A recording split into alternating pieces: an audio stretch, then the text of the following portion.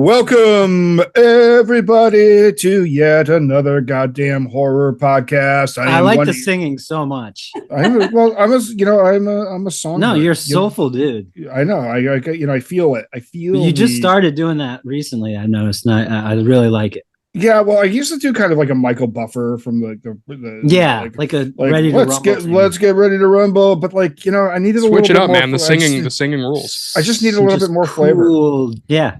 It's just I got red glasses now.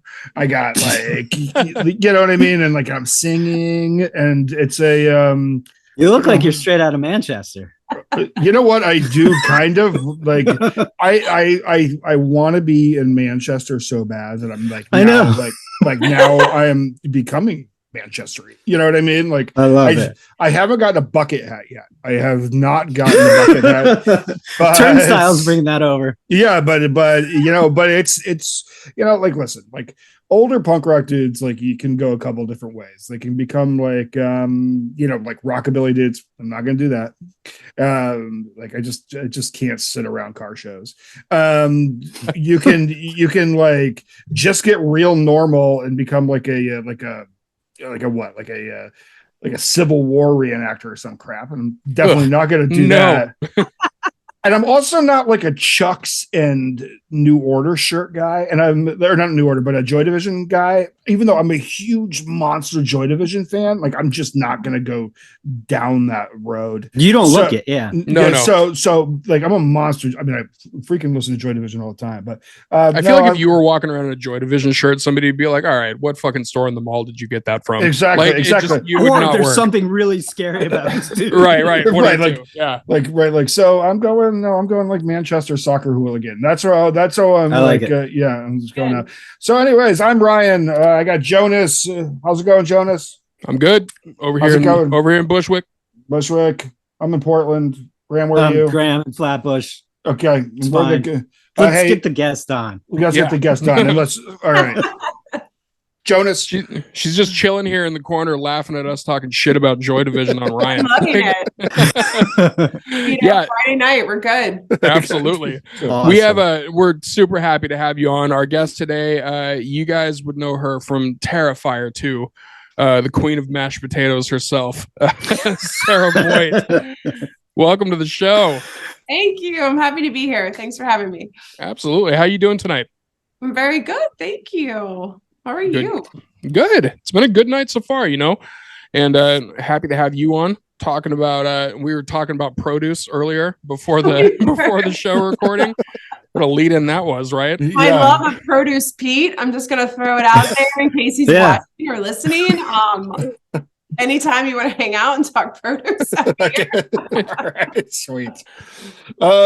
So you're had you seen Terrifier? One? Before you got the script. No. Were you doing a lot of horror before? No. Yeah. Okay. You were not a horror person. This is we were gonna we generally lead up with some other bio stuff, but I kind of got to get right into this. Because so you don't see Terrifier 1, and so you you read the script and you got to be like, what is going on here? No. How does that... No. Keep going. No, it's just I just wonder this I always wonder this for folks, for actors, when they get into sort of extreme movies. You know what I mean? And they're like, wow, this is because Terrifier 1 is insane. You know what I mean? I loved it so much when it came out. It's so insane. And then Terrifier 2 just is kicks it up 10,000%. Yeah. So how does somebody who acts when you read that go okay, this is the part for me? First of all, when you audition, so this was pre-pandemic, but we did a self-tape sort of situation for these. Mm-hmm. And I got my sides, and I didn't originally audition for Barb. So I auditioned for another role, and I did that. And it was one page, and it was a horror scene. It was Allie's mom. And oh, shit. Okay. Yes, who went to Amy Russo, who's phenomenal. And so that was my role. And it was like 1.5 pages, did it, whatever. Damien called me and was like, hey, would you read for this? And I was like, sure. And the only scene I got was the I'm going to call it the after fire scene where I'm reaming Sienna out. Right. And it's the one where Jonathan comes down the stairs and I'm like, he's like, do I have to go to school tomorrow? That's all I knew of Terrifier. I know, you laugh. So then I book it. And my husband's like, oh, congratulations. I'm like, thanks.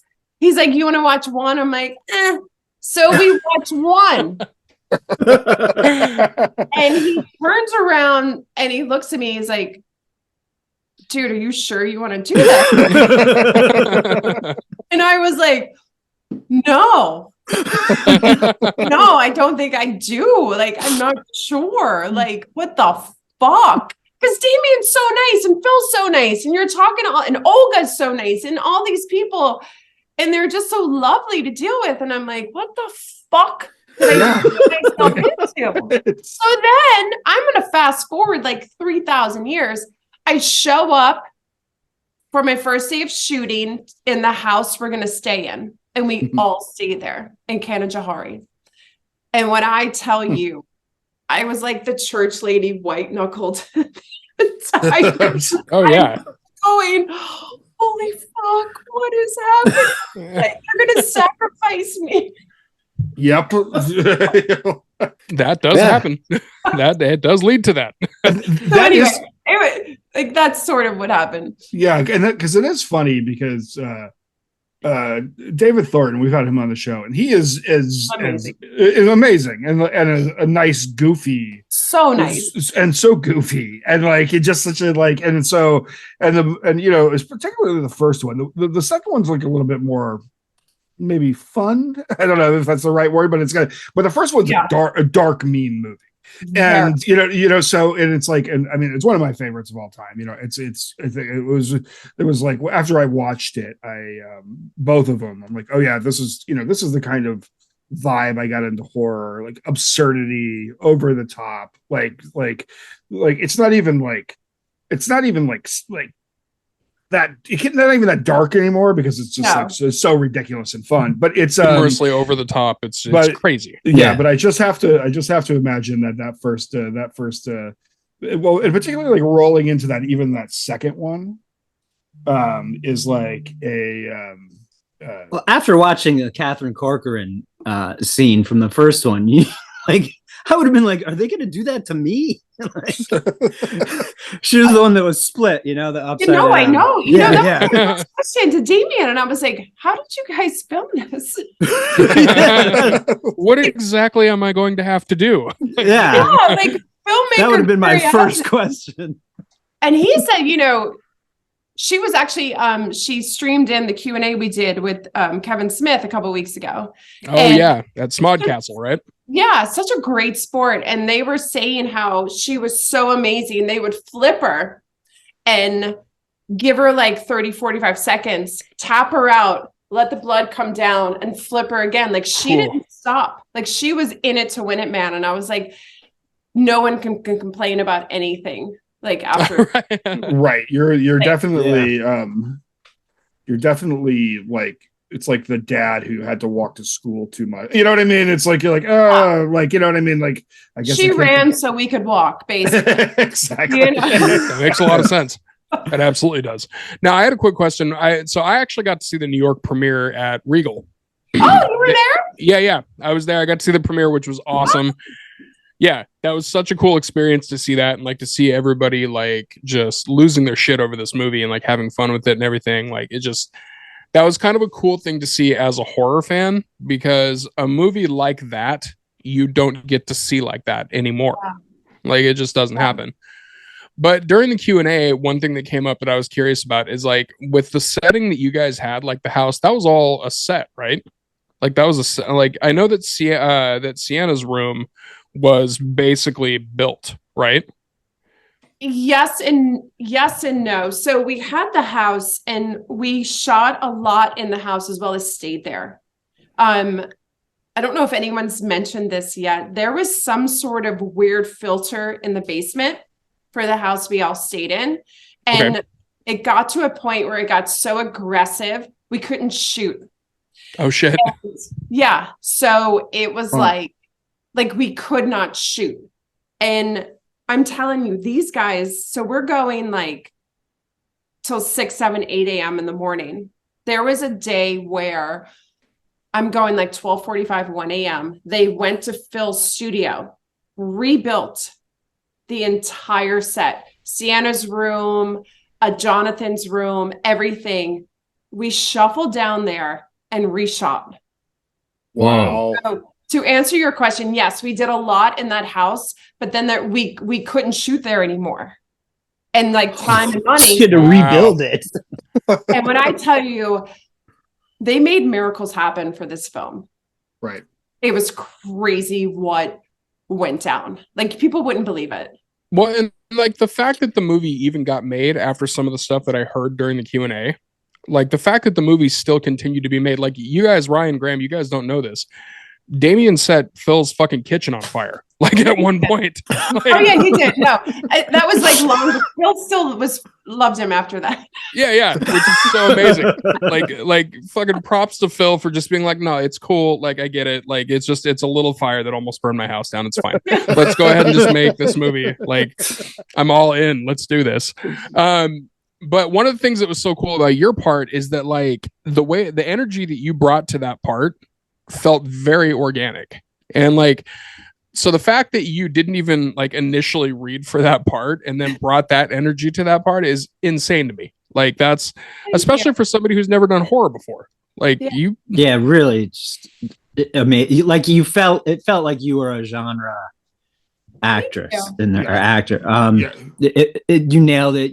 You knew what you were in for, at least it felt like. I don't know if that makes sense. Thank you. I appreciate that because I have to give it all to Damien. I really do. It seems like he just it sounds like he has this vision and he was able to express it well enough to enough people that believed in it and were all in with him. And like you said, like there were a lot of obstacles, but there were enough people that believed in the project. And that's a testament to the director and creator, I think, Damien, to get that many. It's almost a cult, but I'm into cults. At this point, it super kind of against them, but like into the idea. I don't know, watching them. You know what? I agree with all of that. It was like, so I get Barb, and he kept going like, I love to be directed as an actor. I love directors, and he had to push me, and he kept pushing me, and he kept pushing me. And there were times he'd be like, Sat, you're in a fucking horror movie. Act like you're in a horror movie. You know? It was just, and he just... The accent, perfect, by the way. he had such tunnel vision. And it would be like, you know, Phil would be right there and be like, Damien, we have it. And Damien would be like, we do not have it. Like, he's that guy, like 25, 27 takes in. He's like, just do it one more time. And, you know, if you're at a 7 right now, go to a 15. Like, that guy. And then that's when we found Barb. Right. That's so rad. That makes sense, too, because the part that you have, like, you do have to bring it to extremes multiple times. Like, it's in the emoting and in how you react to things, like, the anger, and you know, like also the part in the garage when you go from like theory to the I love yous, like that change right there was fucking seamless. Like, and that's very hard to do, like to take like those two emotional ranges and just make those happen. And that's also the precursor to the scene. You know. That was so there was a huge stopgap between COVID, and that was my last day. It was the first day I met Dave. I'd never met David before. Well, we had met like in passing. So there was like a big 6-month gap between my last shot and that shot. And it was my last day. And I felt, you know, as much as that was for Sienna, it was leaving the project. Sure. Yeah, absolutely. I mean, that makes sense. Sort of bittersweet, you know. Well, for sure. I can see that. And also the I love you, like the I love you scene, I call it the I love you scene because because like the energy that you guys have throughout the movie that leads up to that part is like there's a lot of stress. There's a lot of like frantic energy. Like, there's you know, fucking killer clown. you know, just a Miles County mime, like no big deal. You know, you got your son talking about Nazis injecting liquid into people's eyeballs at dinner. Like, you know, it's fucking no big deal. That dinner scene could not have been written better. It is so fucking good. I watched that. I'm sorry, don't mean to interrupt, but I watched that scene and I laugh every freaking time. Yeah. It is so real. It is so good. The what the fuck reaction that you have when he says that is, it's like, it's perfect mom energy where it's just like, what the fuck are you doing? Like, stop, you know? But yeah, like that I love you scene, the reason I call it that is because like you get to this point in the relationship between you and the other characters where that stress kind of like it finally breaks. Like it finally drops. And then it goes from the stress to being like, we've been through a lot of shit and I love you. Like that type of thing. Mm-hmm. And what a perfect send off to lead into, you know, what happens. Which, you know, whether that came from Damien or the writing or whatever, but that was the question I had is when you look at that and then you look at the kill scene, like the kill scene on paper, the kill scene on paper, what did you do when you looked at that and went like, well, how is this going to translate onto film? Because it's, I would say it's the second most involved one after Cassie. Yeah, after Salt. Yeah. Oh my god. A lot of food-based kills. Yeah. It's a very culinary murder. Scene. Oh my god. When I saw that for the first time, to punish Damien, I literally was like, what's wrong? Right, man. And I was sitting next to Casey watching it. And I was upset. So anyway, back to the car scene. I don't know. I don't remember reading it. I think Damien just walked in. He's like, "Listen, we're gonna blow your head off with a shotgun, and then there's gonna be some food." Like, and he changes shit a lot, a lot. So I don't even know if I was the original because I would get sort of piecemealed scripts, and he would be like, "Yeah, you can't know." And I love for that. For my own good or for like the fans, but you just can't know. Sure. And then he would show me something and be like, Sal, look at this. And he would be like, it would be like, when does that happen? He's like, don't worry about it. When am I being force-fed mashed potatoes? Well, maybe it's not. I didn't know that. You guys know this, right? Yes. And I shoot like 4, 5, 6 days, whatever. I have a break.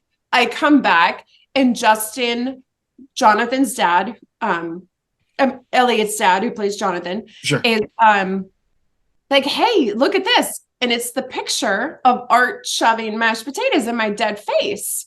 And I was like, what the fuck? When does this happen? He's like, you didn't know? And I was like, no. Well, surprise. That's so amazing. It sounds like a super fun set. Yeah, exactly. It was super fun. It was literally like, it was summer camp in the winter. Sure. It was winter camp. Yeah. Well, I was one of those crazy people that got like 3 copies of the movie on home media. So I got like the 4K, I got the Steelbook, I got like the like pretty much it was one of those things where I was like, this movie's already been a Cinderella story, so I'm fucking buying everything that I can. I love it too. You know? And then I watched it with the commentary, and I don't know if you've seen the movie with the commentary track on it. Damien has most people don't. I have an entire wall of Blu-rays, and they're like, "Did you get those from like 2001? What the fuck is wrong with you?" But I watched it with the commentary on it, and Damien has so much good stuff to say about you. So just so you're aware, he talks you up quite a bit. especially during those parts of the scene. Like he talks about like the whole progression of your character and everything. He really does talk you up. So it would be something that's cool to watch. The commentary part of it is really cool, especially because there's no sound coming from the movie. So like you're seeing all this like brutal violence, and then it's just Damien like, oh yeah, so we're doing this, and like just talking right over it, like no problem. That's so cool. Thank you for telling me that. That's really neat. Yeah, absolutely. And I think your role in Terrifier 2 it gives the movie hope in a sense that the first movie did not. The first movie, it was hopeless. It was just murder and death. And it was just mean, and this had hope in it, and it was 2.5 hours long. Like that was weird also that it's so long, but like I didn't feel it. I don't know if you guys... exactly. No. It felt like a perfectly contained movie. Yeah. In the way it was exploded in every sense, but it still felt like a well-crafted movie. And I think a lot of that comes down to your relationship with Lauren. So that's just, it's that hope sense. I'm a big fan of hope at the end of a movie. I get a little bummed when it's just like, yeah, everyone's dead and there's no good reason. Like, but like when it's fun, like Terrifier, I liked a lot. Like, but this Terrifier 2 was absolutely incredible, and I think better for me. I liked it more because of that essence that you gave. Thank you. Yeah. And I gotta say, you walk onto a set, and like Lauren and Elliot had been there for like weeks and doing their thing, and you walk on, and it's sort of like you pray for actor chemistry, and it's not always there. And Lauren and Elliot just made everything so easy. That's it's super cool. Yeah, I mean, like and the way she's followed it up, Lauren, has been really awesome. And it's like, so I mean, and on that note, like, so you do this, and unless our listeners don't know this, a lot of people in the horror world know this, but this movie was like shot before or like, a long time ago. You know what I mean? For most movies. So big time before the pandemic. Yeah. Yeah. And so now then you just go on with your life. Mm-hmm. And like this movie, and then Damien goes to like the lab and deals with it all himself. Apparently, that's what I heard. I haven't talked to him about. We have yet to have him on, but we'll one day. But it's and then like this movie comes out, and I really try to avoid like normal interview questions, but this has got to be one.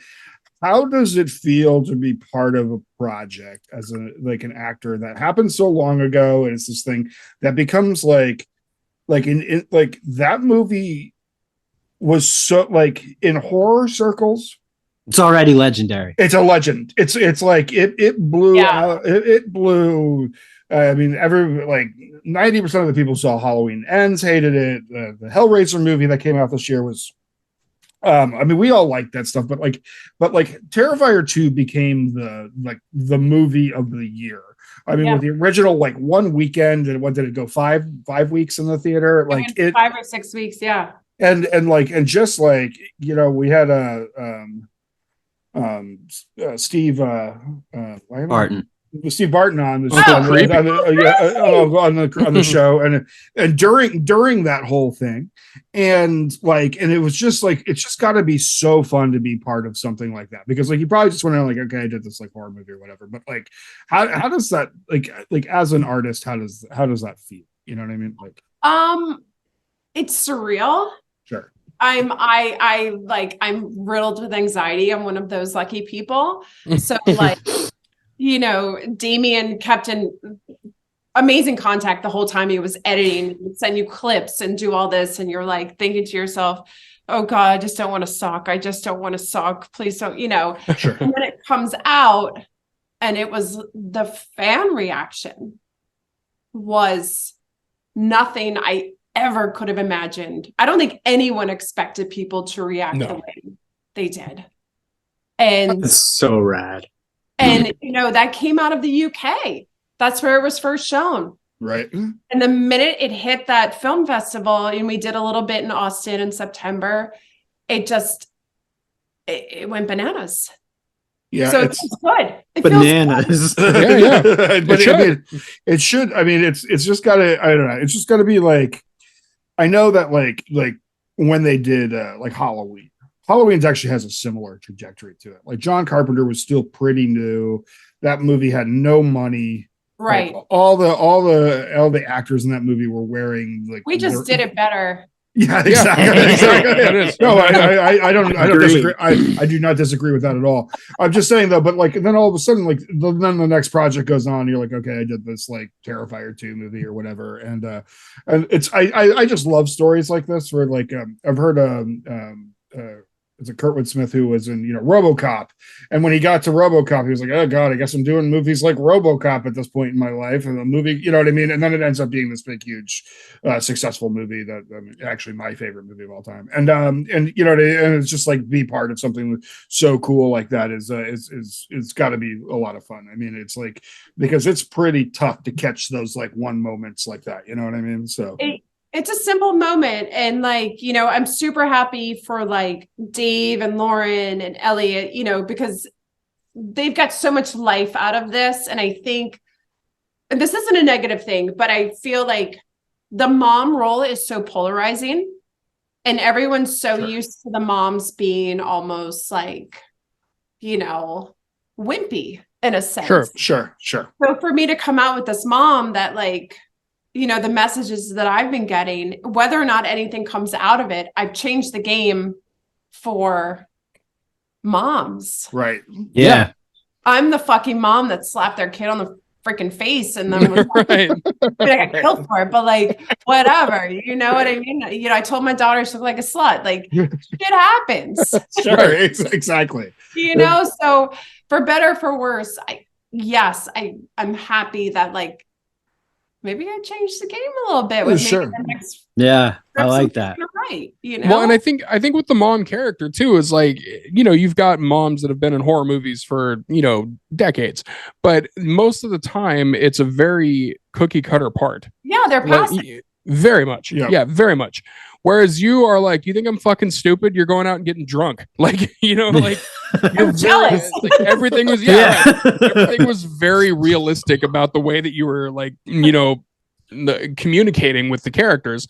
And it was just like, there was no bullshit about it, which was like, that was such a perfect like tone thing. And also on top of that, like you get the obvious sense that you're working your ass off. You're working from home. You're frying fucking bacon while you're talking to people on a call center line. Like, you're a stressed mom. And, that oil caught on fire, by the way. I'm sure it did. Of course it did. And then it was that oil. And we ate. So what were you doing prior to Terrifier? Like, what was it that you did? Like, what were you doing acting wise prior to this? Like, what was your background on it? I don't know if you guys have heard this, but I come from a commercial background. I was okay. That was like, sure. Oh yeah, feels so good. That was always me. I was like, dog food. I don't know, wallpaper. Home Depot. Now imagine you holding every one of those things like you just did. Like just, here's a highlighter. Now I recognize you. That's me. Yep. And then I just got into legit work. Like at the end of 2019, I was like, I'm fucking sick of selling stuff. Like I'm tired. Yeah, sure. I'm actually not that happy. Like let's just do some other stuff. And then Terrifier comes across my. Was that the first thing? Yes. Amazing. So that's your first feature role too. Holy shit. And so this happens, and then the crazy thing is my appendix burst while I'm auditioning for Terrifier. Oh no. Yeah, so like the first thing on my phone when I get out of surgery was, congratulations, they've offered you the role. Holy shit. And I literally was like, emoji, I'm on so many pain drugs right now. I don't know where I am right now. And then like 3 days later, I was like, oh, fuck, I booked a film. Yay. Terrifier. So that was like commercials for like 20 years. In some ways, though, like, a commercial, regardless of you're selling stuff or whatever, I mean, you have to emote a lot in a very short amount of time. So there is a,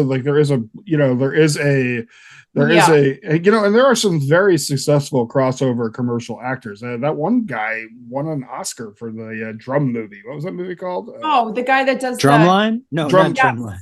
Not Drumline.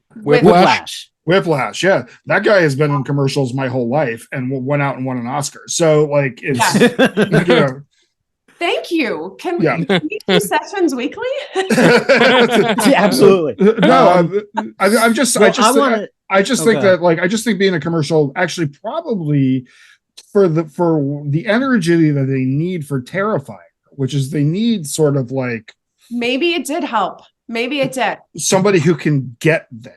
Do you know what I mean? Like always been called a light switch. Right. Yeah, you have a presence. For sure. Like the room kind of lights up when it's clear on this panel, but that's my really, really big light in front of the I've got like a battery when it's falling over. Right. I have a ring light and I turn lights off in my room because if I don't, I literally look like a ghost. So it's just like right. Well, I want to know, did Terrifier 2 lead to We Have a Ghost? No, because did you? I didn't know if like the horror community. No, because it wasn't out yet. It wasn't right. Yeah, so you filmed nothing. And there's no shade here. I have not gotten anything from Terrifier, right? Other than like meeting you guys and like having really amazing fan interaction. Sure. This has been just a very singular sort of moment, which. Right. I'm still enjoying. Sure. But who knows? Who knows? Well, I mean, like we're still like kind of in the wake of it too. Like, like, so we're starting to like, I mean, whatever I know, it seems to me like we see like Mutilator 2 is coming out next year, and that's like a 30-year break between 40 year break Mutilator from the 80s. It's an 80s slasher that's getting a sequel like this year. So I think that like all of a sudden there's might be more of because of the success of Terrifier 2 and because of like all the hubbub, because I mean 2022 was a pretty great year for horror. The Scream movies were well received. The Scream movie was well received. Yeah. Even though a lot of people hated Halloween Ends, it was still it was a big it made a shitload of money. So the dominoes have been pushed. It's just about like when, like if they catch up with it. But I certainly hope to see you.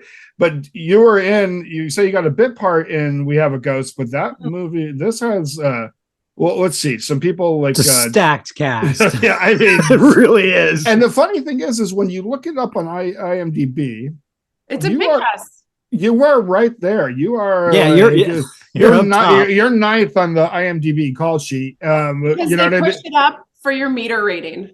Well, yeah. Is that true? Thumbs up. Trust me. Like I might say like bleh. It's not bad though. No. Listen, the higher you are up on that thing, Danny Trejo will show up in a movie for 10 seconds and put his fucking face on the cover. You know what I mean? Yeah, right. That's true. We love Danny Trejo. We talk about. Anytime you guys want me, if you guys have him, I'll be there. Sure. Anytime, be amazing.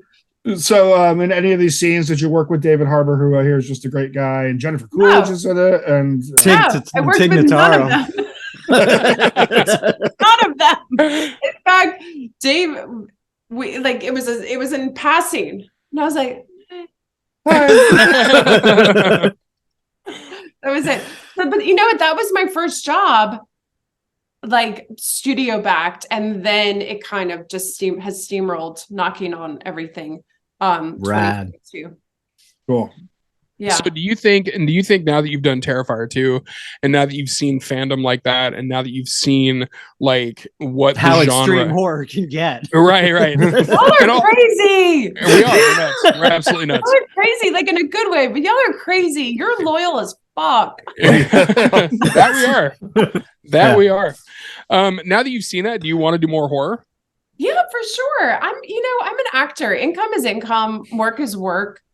There's no small parts. There's only small actors. Like, I'm not a spring chicken. Like, I just want to have a good time. I love meeting people. I love going onto set. I like, the unexpected bullshit you might encounter. Like, this is a great freaking life. Yeah, it really is. It seems pretty rad. So I'm in my 40s and I do stand-up comedy, and I'm sort of newer, and like I haven't been doing it for 20 years like some people, and it's just and at some point you just have to be like, everybody wants to tell you need to be a young person and this and that and all these things, but it's not really stopping me. And like, you're getting like feature roles right now, you know what I mean? And it's like you did a great job, and you're super cool, and you're and you know what I mean? And so it's just like, I don't know, like I guess in all of these things, it's like so cool to be like living out these dreams and like doing all the, you know what I mean? Like being on the, And it's weird because you have like that imposter syndrome, and you go through all that stuff, and you're working with like, you show up on set and there's like names there. Like, right. Sure. And you're like, sharing, space with these people, and you're like, and then it's sort of at the end of the day, you're like, fuck it. What's the worst thing that's going to happen? They're going to fire me. And it's true. Jennifer it's legitimately true. Yell at you, but I've still been in Terrifier too. So right. Legendary movie. It's kind of funny, like, because I do stand up also, but I also do photography.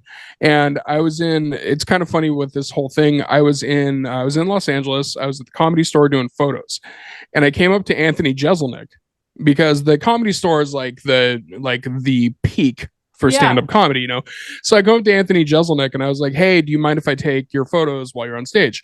Because sometimes comics are like, no, I'm working shit out, like, don't worry about it, blah blah blah. Just sometimes they're just like, no, not tonight, But Anthony Jeselnik goes, who the fuck are you to ask me if you can take? Of course you can take my picture, I don't care. Like, he was doing it to fuck with me. He goes, by the way, don't do it after like 5 minutes though, because I get sweaty and I don't want those pictures. So if you do that, you'll never work in this town again. Like, he was just to fuck with me. But then when you go backstage, like, you see all these massive, like, huge names in comedy, and like, you kind of immediately get that little bit of nervousness, but then it kind of goes away as soon as you realize they're also just people. They just make more money than me. Like, it's really all it is. It's, that's so true. And I don't know if you guys have experienced this, but like, the bigger the celebrity, the nicer they are. Yeah. I think it gets to a point where like you have less and less things to prove to people. So you reach this point with it, like, where it's like the middle ground can be a little like, they're the assholes, right? Because they're like, they're still like, oh, hey, you know who I am.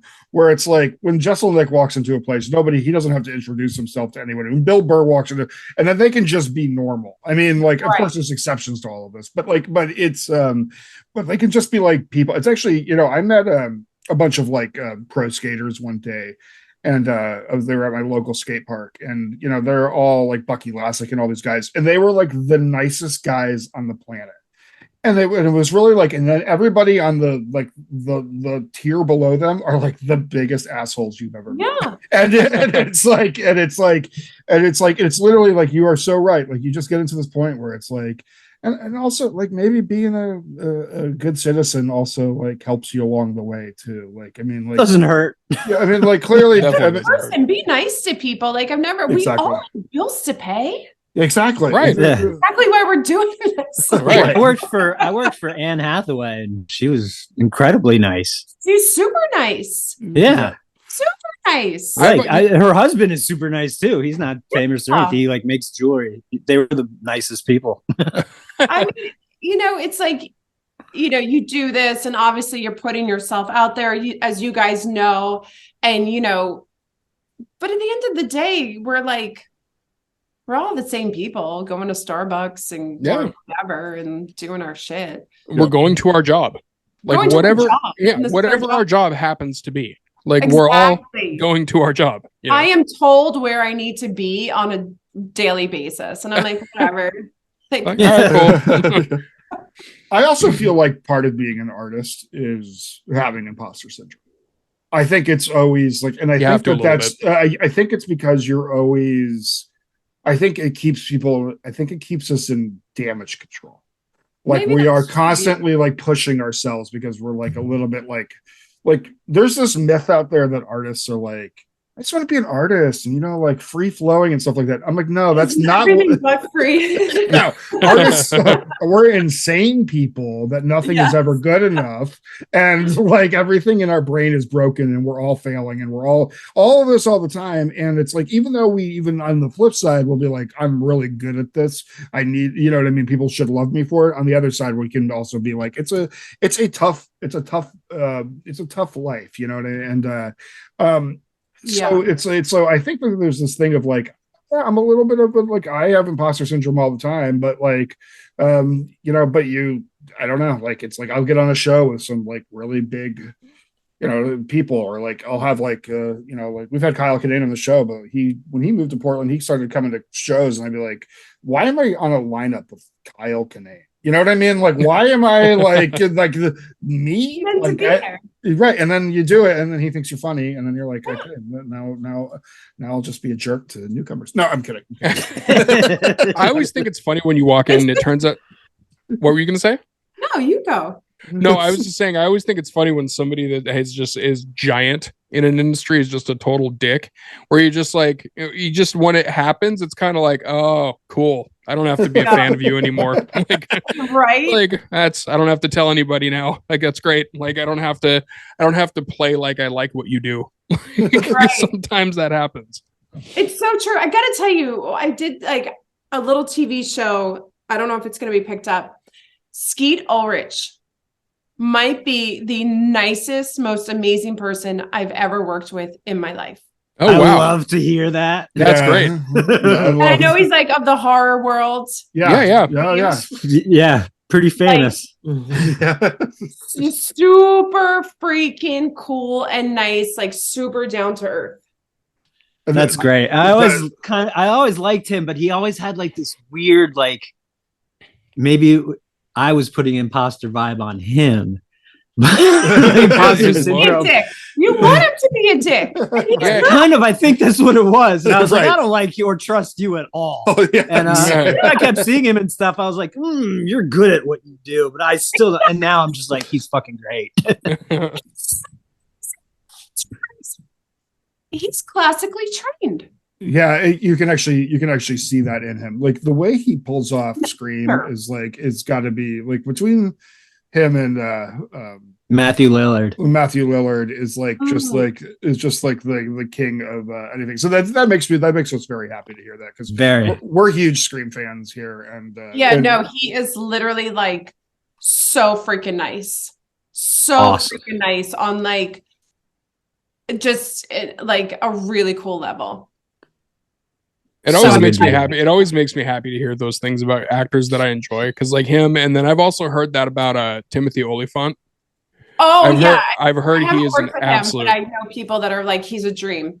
Yeah, I've heard he's an absolute sweetheart, and it's like, fuck yeah, he's one of my favorites. So like, I'm happy that he's not a dick. Like, you know? Yeah. So I don't like assholes. I just have no patience for assholes. No, absolutely They're not. boring and uncreative. Yeah, you should. That's true. Yeah, you should come hang out with stand-up comics. Anyways, so what's next? What do you got next? What do you? You know what I have next? I'm going on vacation next week. Good. Hell yeah! And it is way overdue.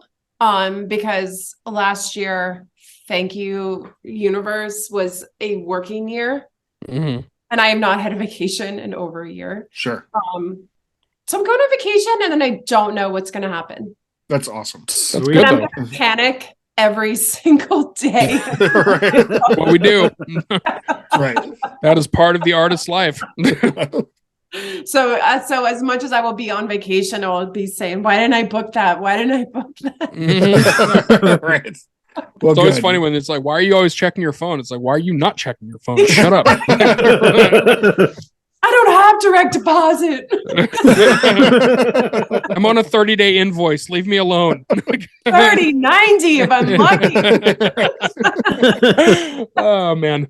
Well, you're thanks so much for spending time with us, and I'm really stoked that you got this part showed up, and then the success was so good for it. I think that, I mean, like in what you've been experiencing, horror is important for us. You know what I mean? And it sounds ridiculous to say, but but horror movies and the horror community and watching in the industry and doing all these things is something I've carried with me since I was a kid. And it goes it's like comic books or like a lot of different things. There's like just a deeper level on it. So when people show up and they have fun and they just kill these roles and they do these iconic things, it's important to us. So thank you so much for being part of that. Thank you for saying that, and thank you for letting me be a part of your world. Of course. Anytime.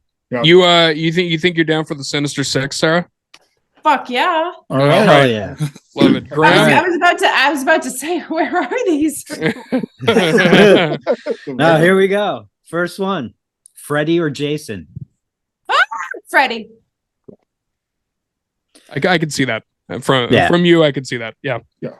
Why? That's a good thing. No. I can tell by your energy that you're a Freddy fan. Compared, you don't seem like moody. Yeah. And like hulking. No, I'm a Scorpio. I'm not moody at all. Right.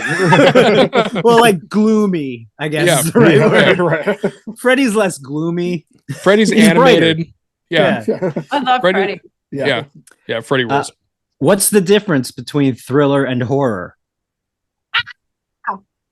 Horror, you get more gore and blood.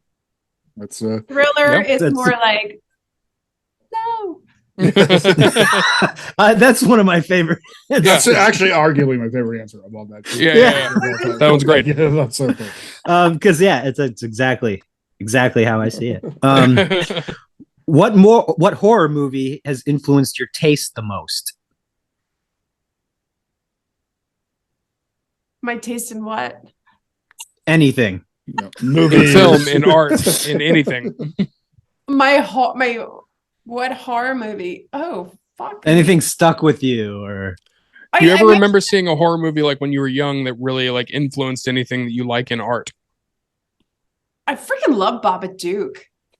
That's okay. Right. Yeah. There you go. 100 times. The Babadook. Right here. Yeah. We're horror. It's Babadook is that's for sure. Yeah, it's for sure. Absolutely. I like shit like that where people go crazy. Yeah. I don't know. I'm new to this horror stuff. No, it's all right. And like you said, you can pass on anything. Yeah, that's totally fine. People pass. A lot of people pass on this next one too. Yeah. No, I'm not passing. Okay. I don't plead the fifth and I don't pass. All right. I love it. You're in. If you could erase one movie from existence, what would it be? Any movie, any genre. Long. Oh. Okay. This is too long. Yeah, we either get there's too many, or I respect artists too much to take away anything. Bad. Everyone knows when they've made a shitty movie. Most of the time, people do funny. Oh, honestly, there's too many. All right. There's so many crappy movies out there. I'm trying, like, I just be like, we don't need that one. Like, oh God, there's so many. If you said it, I would be like, that fucking sucked. You know what's funny? When we answered that question ourselves, Graham said that he would erase Scream just to see the chaos effect, which is hilarious. Yeah, I love Scream, but like I think that movie also changed the course of horror. It did. In a good way too. In a good way. Yeah, and so I think I'm just curious what would happen if that didn't happen. Yeah. If Scream never happened, what would have happened to horror? You know? Yeah. What would have been the next Scream? Right. Like if there was one, because Wes Craven kind of took horror and flipped it around all weird in his mind, and it came out. I don't know. It's a whole weird, amazing thing. Acted on its ass and was like, yeah. All right, so passing on that one. That's not a pass. I just can't think of anything because there's so many shitty. All right, that's fair. That is a totally fair answer. Like that's not a pass. That's actually like There's too many dog shit movies. So many shitty. You know what? I watch movies all the time, especially with streaming now, and I'm like, how do I not work every single day? That's fair. Because I watch this shit. You know what? No, I'm not going to say it. Yeah. So those are my thoughts. Okay, that's fair. That's totally fair. I enjoyed watching you reel that in. If I'm gonna text y'all if I can think of the movie, I will let you know. Okay. Awesome. Okay. Yeah, absolutely. All right. Who's your favorite actor? Who's my favorite actor? Male or female? Do I have one? Yeah, I do. Okay. So I'm obsessed with Yellow Jackets. Okay. Oh, yeah, fantastic. And Melanie, because she's made. Yeah, I know who she's been in a bunch of really amazing stuff. Yeah, married to the son of the funny guy that passed. She is. I should. You're talking about Melanie Linsky? Yes, thank you. I knew it was. She's amazing. She's one of my favorite actors. Absolutely. So have you guys ever seen her first role? Her first movie was with Kate Winslet, and it was Something Creatures. Have y'all ever seen it? Yeah. Heavenly Creatures. It's Heavenly Creatures. Yes. Yeah. Amazing. Oh shit, that was her first movie. Yeah. Yes, both of theirs. Yeah. That to me is one of the finest pieces. So she's one of my favorite. I love every single actor in that show. Yeah. For real. You know what it is? I just love like Juliette Lewis. I love I'm at the age now where I'm just really appreciating performers that are like just saying fuck it and yeah. I am who I am. This is what you get, and I'm just going to do my job. Right. And I'm there. Yeah.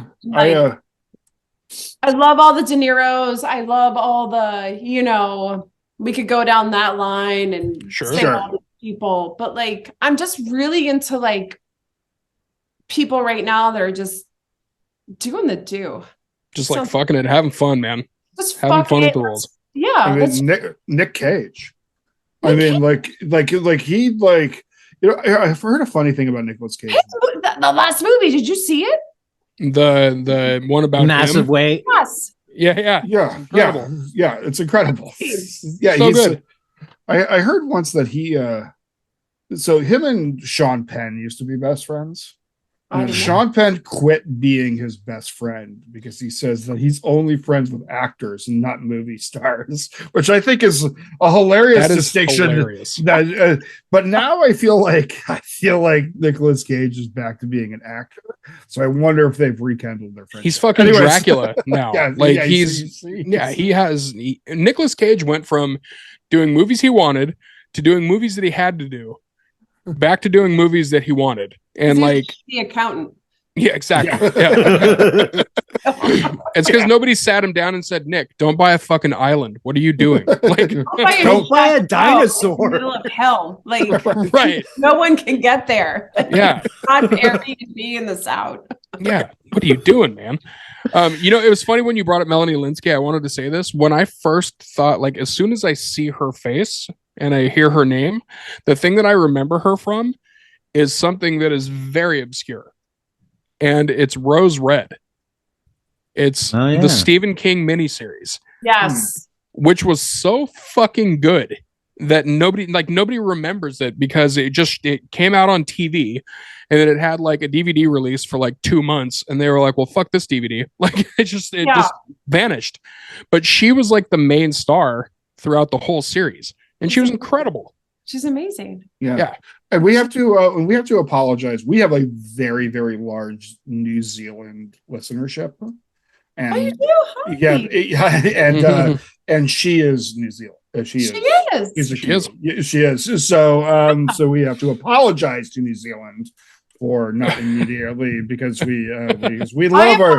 I did not get her last name, although I adore her. I see her Soho from time to time, and I creepily stare and like she's incredible. Try and absorb her energy. You know what's going to be cool is when she walks by, she's like, "Hey, weren't you in Terrifier 2?" That's like right. Can I tell y'all a really dumb story? Yes, please. We love dumb stories. I was in a Manhattan restaurant. Why did I say Manhattan restaurant? A couple of weeks ago, and I was leaving, and a young girl walks in with a cat. Okay. Like a kitten and like a baby sling. And that feels like a Brooklyn thing, not a Manhattan thing. That's like totally normal. 100%. Yeah. That's literally on my sidewalk right now. I live in Portland, Oregon. People who don't. That's normal there. Right. Yeah, people who don't bring their cats to the restaurant are assholes. You know what I mean? So, you don't have a cat? Get out of here. Restaurant, and I'm leaving, and we've had some drinks, whatever. And I see this kitten, and I'm like, must touch kitten, like I walk up and I'm like molesting the cat and talking to this girl who's wearing a baby sling with all this stuff. And my friends come up and they're like, let's go. And I was like, why are you yelling at me? Like, I'm hanging out with the cat. I have friends. Like, just making friends. And yeah, I've made friends. And I'm like, there's a cat and a person, whatever. And I had no fucking idea. I'm literally talking to Surrey Cruz. And shit. And apparently, because I'm rude and I didn't like check my peripherals, there's Katie Holmes right here. And like Katie Holmes' friend, who I don't know, could have been Steven Spielberg for all I know. All I wanted to do was talk to the cat and the person holding the cat. So yes, that is my That's so good. That's I want to go real quick. I want to go back because I just want to mention Linsky's role in "I Don't Feel at Home in This World Anymore," directed by Macon Blair. It's it's got also what's his name? He's the Elliot. What I don't know, but the dude from it's. We often Google things on this show as we're talking because sometimes our brain just goes, "What?" Consider me one of the crew because I'm Googling right now. Yeah. We often do this. Yeah, I don't feel at home in this world anymore, and it's directed by Macon Blair, who I absolutely love, and sure. The lead singer Jesus Lizard is in it. He's the antagonist, and it's just a really great indie film. And she's the lead with. Why can't I think of his name? He was in that. Macon Blair, Elijah Wood. Elijah Wood, that's right. Yeah. Yeah. Okay, so those and they're amazing together, and that's when I Netflix, first saw her. Everyone. Yeah. Fuck yeah. And it's absolutely fantastic, and I don't think enough people watched it. But anyway, sorry. Oh yes. My everything listens because every time I go on Netflix, it pops up and it's like, you must watch this right now because I'm constantly talking about it. There you go. So it's good. I'll watch it. Yeah. Awesome.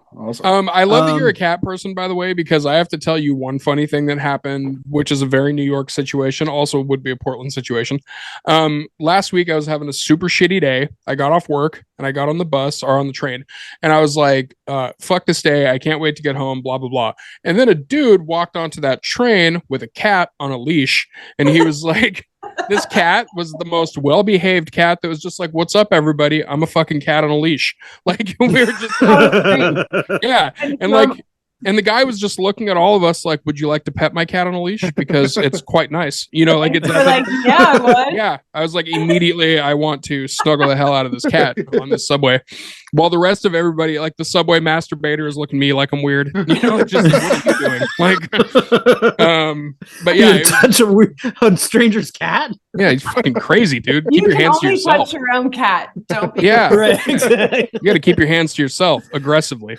But yeah, I just like, and then the rest of the trip home, I was like, now I have a way better night. Like, I don't care what the rest of the night. Stranger's pussy. Yeah. Exactly. Yeah. And everybody else was watching. It was amazing. It was great. People took pictures. Checked a bunch of boxes. Yeah.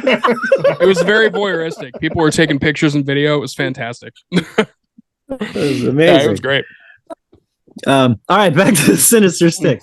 Are cats real? I mean, ghosts. They actually are the same. They're one and the same. Oh, I love that, actually. It would make sense, I think. Yeah. It would. Sometimes cats just show up in the room. It'll go fund me. It'll do amazingly. All right, do you believe in ghosts because you're from New Orleans? Yes. Yeah. You have to if you're from New Orleans. I just think that there's places in this world. I don't think you can be from New England and not believe in ghosts, and I don't think you can be from New Orleans and not believe in ghosts. I 1000% know I have a ghost. Right. I have a ghost friend. Okay, awesome. There you go. I don't know if it's a family member or what, but I know I have a ride or die. That's awesome. Love that. I love it. Also, Sarah, since you are from New Orleans, I have to ask you this question. Did you know that there is a vampire cafe in New Orleans? Yeah. Yeah. Have you ever been there? No. Oh. I'm gonna find somebody that has, because you have to have like royalty now. You have to have like a passcode and shit. You can't just walk up and be like, "Can I come to your vampire cafe?" They're like, "Fuck no!" Like, you can't. I like that. No, I'm not that deep. But if you ever want to see my voodoo priestess, I'm more than welcome to give you a referral. I'm more than happy to give you a referal. I'm immediately into that. Thank you so much. Yeah. She's amazing. I believe that. Yeah, sounds like what I need. Dude, I'm gonna go to a voodoo priestess on referral. Are you fucking kidding me? That's gonna be I'm absolutely checking that box off in my life. Yeah. I'm telling you, there's things she's had me do, and it's been like, whoa. Yeah, very into this. Yeah, so good. Yeah, I'm actually really interested. Got real quiet. No, yeah. No, I'm just all of us immediately contemplated and just went, oh fuck, we're gonna do this. All right, last one. Yeah. Midsummer or Hereditary? Oh, Midsummer. Yeah. It's fucking weird. People were gagging over Terrifier. It's like way brutal. Yeah, I fully agree that there's more uncomfortability in Midsummer than there is. Yeah. In Midsummer, I am like, that would have happened to me. The amount of times I've backpacked across Europe, like pre-cell phones, pre-computers, and like that should have happened to me. Especially if you haven't had a vacation in a year, they're just like, you want to go to Sweden and hang out with oh, you're gonna ruin her vacation right before she goes on it, Jonas. I don't know. See, I'm a little different though. Like if I went on this vacation and I saw some people jumping off a cliff, I'd be like, all right. I guess who am I to judge another culture throwing old people off a cliff? You know what I mean? You know what I mean? Like I'm woke. I believe in other people's ability to live their lives. And if I went there and they were like, okay, we once a year we throw a bunch of old people off this cliff, I'd be like, all right, I guess that's just. I'm not gonna make a big stink, and I'm not gonna pee on their trees. So like, I think I can probably get out. Okay. You don't want to talk too much shit because then they'll be like, guess what? Now we throw younger people off cliffs. I just want to be like, I look pretty in the headdress. Exactly. Yeah, that dress rules. I mean, like, I'd wear it. I mean, I'd wear that dress. I'd be like, yeah, this dress is cool. Like, I'll be digging this. The flower queen or whatever. Was so disturbing, and Florence Pugh is literally like, I just want to make out with her. Like, she's incredible. She's incredible. Yeah, she's incredible. Yeah, amazing. Well, way to kill the Sinister Six. Fuck yeah. Thank you so much. Sinister like 27. We're gonna have to do whole episodes that are just a sinister episode. Right, exactly. We try to keep like the basic interview questions like packed in at the end real quick, and then just talk, for an hour. So yeah. Time for recommendations. We'll go around the. And then we'll don't start with me. Then we'll end on you, Sarah. Jonas? What do you got? I actually want to do a re-recommendation because I rewatched the movie on Shudder, and I think it's incredible, and I think more people need to watch it because I haven't seen enough people talking about it. That is A Wounded Fawn. Oh yeah, it's fucking awesome. It's so good. Visually, it's incredible. The storyline is awesome. It's like it's kind of psychedelic. It's like I absolutely love it. It's and it's still relatively new. It's only been out for what 3 weeks or something like that.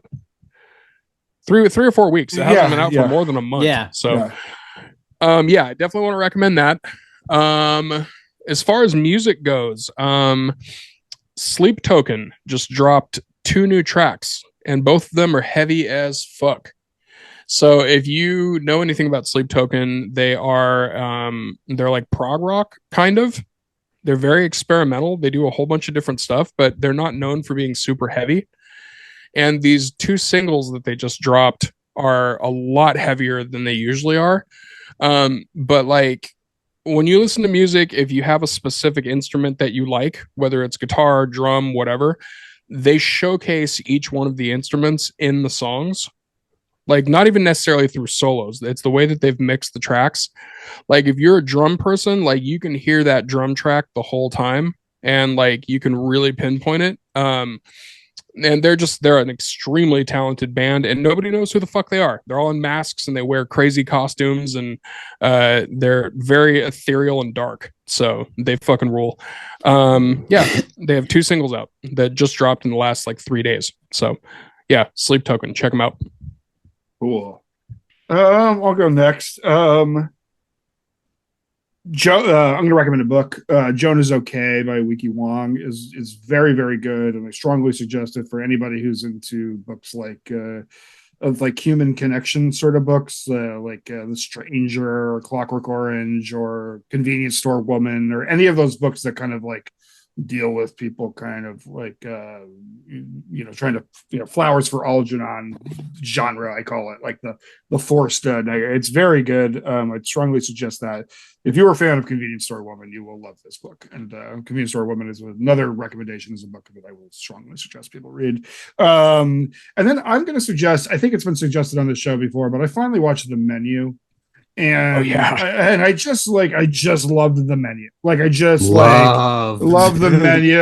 Like, and I'm not gonna, no spoiler alert, but it's the cheeseburger that you'll remember for the rest of your life. And like it's and like I felt it, and the acting is exceptional. I mean, exceptional. The movie, it's original. It's it's a friend of mine's in it. Oh really? Oh really? That's awesome. Very nice. I can't. It's just, it's so that's seriously, that's right. Also, Nux from Mad Max is the fucking boyfriend. Oh really? Did you know that? You're right. No, I didn't know that. That. That's interesting. Also, I just found out real quick about it because I went on a thing last night. He started as a child actor with. He didn't start with about a boy, but he was the boy. Yeah. And he had like a bunch. He had been working for 6 years before that, and that was at 12. And he's been like an actor his whole life. Interesting. And, he was in what I think is the greatest movie ever made, Mad Max Fury Road, and and then The Menu, which is fucking unreal. I loved it so much. But go ahead. Sorry, I really love that dude is like doing cool stuff. And real quick, I'm just gonna give a shout out to Def Club. I've been listening to that new Def Club record, and we had Justin Pearson on this show, and Justin's such a great person in general, and his Def Club record just kills it. So go out there and listen to it and support all Justin's projects, from The Locust to Struggle to all of it. It's all worth checking out. So that's me, Graham. I've been watching a lot of cooking competition shows actually, and they're all pretty great. Snack versus Chef is really good. They have to try to remake a gusher. They had to do gushers. I don't even think you can make those, but I think they're grown. But they made them make it, and then they have to make something better or something. And that was actually super fun. And then Cook for Cash is a good one. It's like they have to bet on the ingredients or something, or bid on them and stuff. That's fun. And then Pressure Cooker just came out, and that's these it's like The Real World, but with what's the Top Chef? It's like Top Chef Real World. So they all live in a house and hate each other, and then have to cook for each other. It's great. So I've been doing a lot of that. I've also been listening to a lot of Aesop Rock. It's nothing really new, although he released Pumpkin Seeds single. But just I've been going back. Garbology came out last year, and it didn't hit as quick as his usual stuff does, but it grew and got better. And honestly, I think the spiritual one, the one before that, what was it called? Spiritual World Field Guide is still one of the best albums that I've ever heard. Sarah, by the way, you're here for a very special episode where I suggested a hardcore band and Graham suggested a hip hop band. Like that is seriously never happens. It's never happened. It's like never ever happened. Like I suggested like hard, heavy, more metal music. You referred to ASAP Rocky as a hip hop band. Hip hop, you know what I'm saying? Oh no, it's Aesop Rock who's doing Aesop Rocky. Aesop Rock is like a white dude from Portland. They're corrected. Now there needs to be an ASAP Rock and ASAP Rocky mix. Like they need to do a collab. Throw it out there. They do. Possible. They're very different. Very different. but I appreciate the I like the idea. Yeah, I like the idea. Are you done, Graham? Yeah, I'm good. Sarah, Sarah, swigging some liquid death. Yeah, we're drinking some liquid death. What happened? Dude, have you never heard of liquid death? It's water. It literally is water. That's all it is. What's liquid death? Just because it's funny.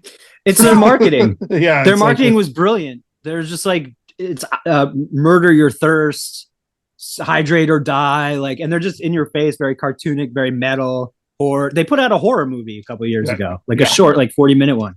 They know their audience and they've grown now. Like you could only get them through the mail, and now they're like in Five Below. Yeah, I love Five Below. Although it's like the dollar store, it's like $5.50 below now. Yeah, they have an entire section of like this is the more expensive shit, but it's still shit. Like you know what I mean? Like, it's like you can spend $6 on a speaker that's going to die by the time you get home. That'll be cool. You want to set your apartment on fire? Yeah. Check out this LED light for $3 It'll be great. It floats in your tub. Yeah. It hurts. No, Liquid Death, actually, when they first started, they had the coolest marketing campaign for their subscription service, because now you can just like buy it on Amazon or whatever and have it delivered to you on that. But when they first started, their subscription service was you signing your soul away to the devil to get their subscription to their water. It was amazing. I was a total mark. I have stands. I have multiple sweatpants, a jacket, a sweatshirt, a hat, at least multiple socks. Molly got me this year. Like it's insane. Because it looks good too. It's like good quality. I got a dope ass watch. Wait, you put the stickers on the CDs that you wanted? Do you guys remember that? You mailed it in and you got the CDs. Oh yeah. Yes. Fuck yeah. Look at this watch. This is a Liquid Death watch. Yeah, it's a Liquid Death watch. I'm pretty sure. I'm honestly pretty sure I still owe like $350 on Columbia House from when I was a kid. Yeah. One of these days, they're just going to call. They're like, House of Water. Right. I don't know how many letters that company got being like, sorry, my son's dead. Right. He's not going to pay you for your fucking Metallica CDs. Yeah. I'm sorry. Like, it's just not going to happen. Liquid Death also, by the way, has a coffin-shaped cat toy, which is the shit. Like that immediately makes me love them more. I have a coffin-shaped just display. It just holds a can. It's got like it's like a coffin, and you just stick it in and you light it up, and that's it. There's no good reason for me to have it, but I love it. It's a coffin-shaped nightlight that you put a can of water in. It's just... All right. Live your best life. Yeah. I'm a little jealous. I'm not going to lie.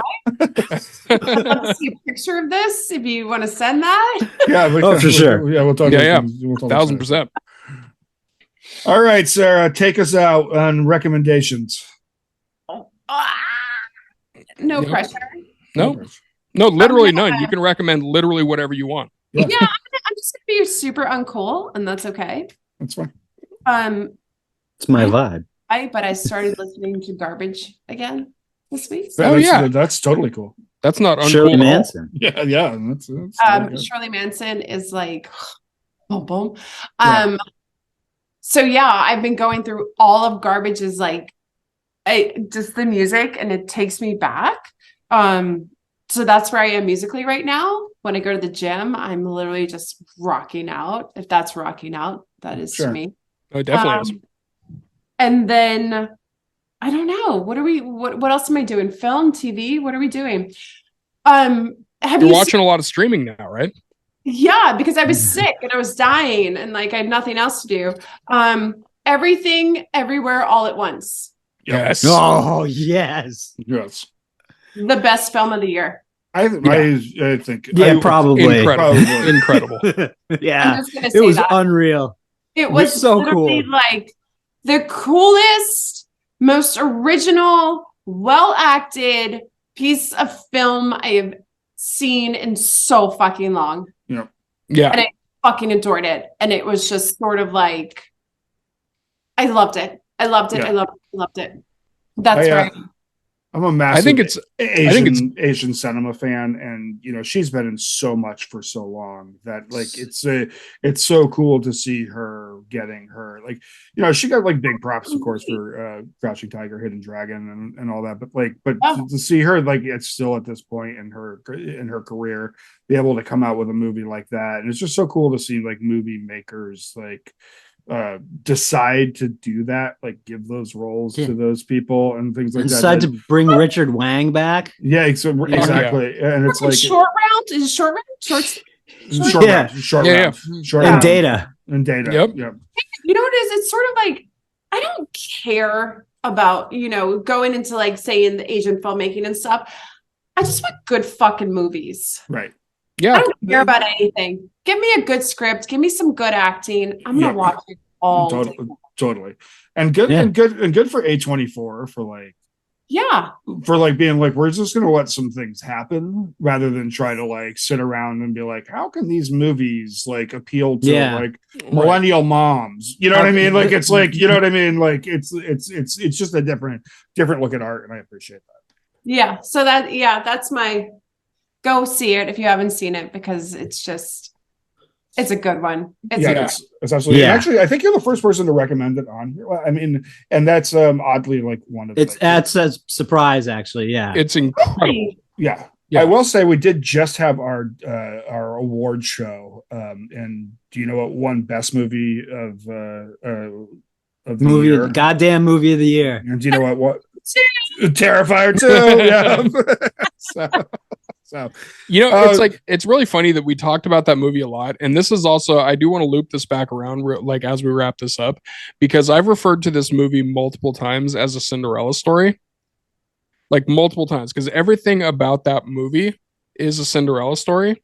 And now the fact that it's your first horror movie and also your first feature, let's see if that Cinderella story keeps fucking going. Because exactly. I cannot wait to see you in more stuff. Yep. So yeah, super excited. And I hope we get to talk about it.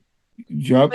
Yeah. Well, when we have Danny Trejo on here, all right, yeah. Bring you right on. So, all of you to that. No problem. You'll be our other host. Yeah. Well, what an awesome show! Thank you so much, Sarah, for joining us. And thank you so much for everything you've done over the year and being part of such a great deal. And thanks to all our listeners. And let's see, it's been a while thanks to our Army of the Goddamned. Yeah, you want to read it off there? I do. We got Coleman Rosenberg. We got Drew Muldowney, Stephanie Gurley, Jason Daniels, Jake Jolly, Ron Knobloch, Kristen Pearl, Manny Velazquez, Katie Viking, Chris Fortune, Alan Graham, Bacon Bits the Cat, and Angela. We do have a Patreon subscriber, Sarah, that is actually Bacon Bits the Cat. It literally is a cat that has signed up for our Patreon. So, so UK still in number 2, Canada third, New Zealand has taken over Australia.